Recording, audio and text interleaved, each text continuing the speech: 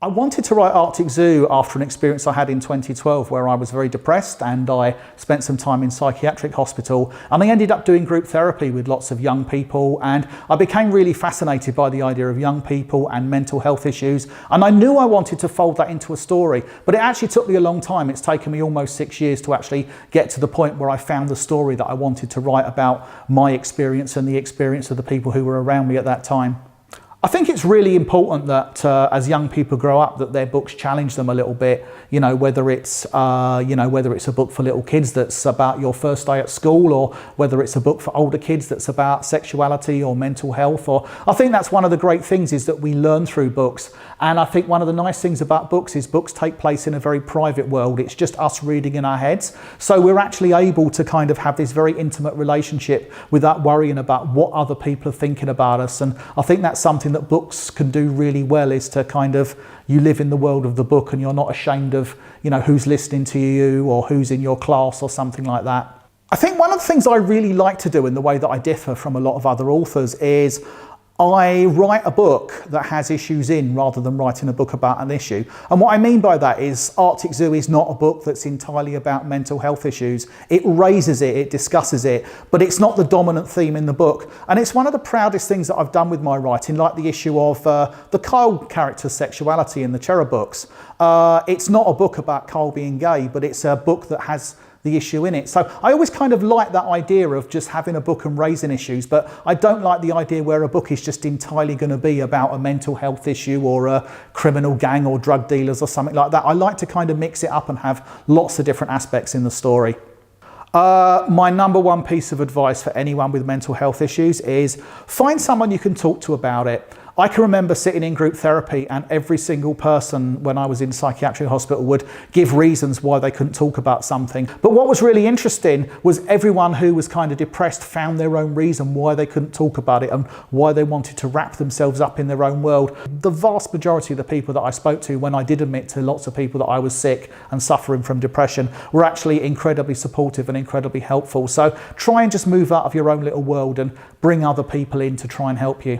I wanted there to be something in Arctic Zoo that brought the kids together. I wanted there to be some friction, and one of the things that fascinated me when I was doing my research was whether kids could really stand up for themselves, whether young adults and young people could really make a difference. So I delved into history and I read a couple of books on school protests and protest movements, and I just found it really interesting that there is actually a really rich history going back to sort of the general strike in the 1910s, the Iraq War, all of these different areas where kids had actually walked out of school or staged strikes and made a big difference in the world.